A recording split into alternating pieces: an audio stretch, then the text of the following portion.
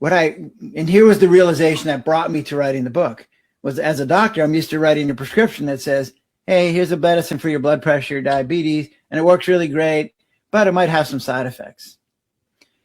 And when I stepped back and took that idea of something could be good but have some side effects, and realized that our human skills are great. We have these amazing skills, but they have side effects. So we had the ability to envision the future, and you're like, wow, that's an amazing skill. We can plan, we can look into the future and figure out whether we need an umbrella today or not. The side effect is that we have to worry about it. Mm-hmm.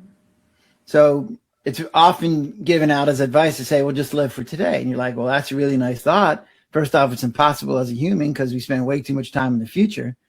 But second off, that's our greatest skill. Why would I want to give up that skill? Because it has the side effect to worry. How about I give up the side effect and keep the skill?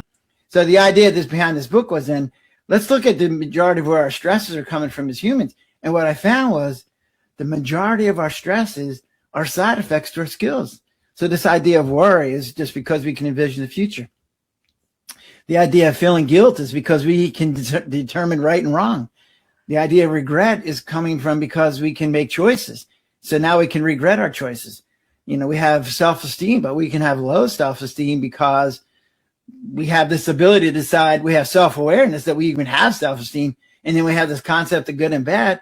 Well, now all of a sudden you can have low self-esteem. Like my dog does not have self-esteem issues, right? She's got this big scar on her back, doesn't bother her, right? She doesn't care. She doesn't have that kind of self-awareness. And then I also see people getting overwhelmed because they can handle more than one problem at a time. But now all of a sudden they can handle 10 problems at a time, and now they get overwhelmed. So when you start looking at our stresses as the side effects to our skills, then you start going, all right, well, if these are the side effects, then what do we do to get rid of them?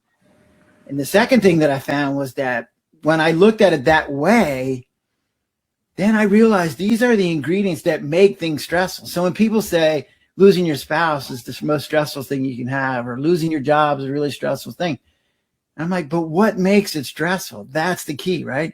So if a patient came to me and said, hey, my wife died last week, and I'm like, that's really horrible.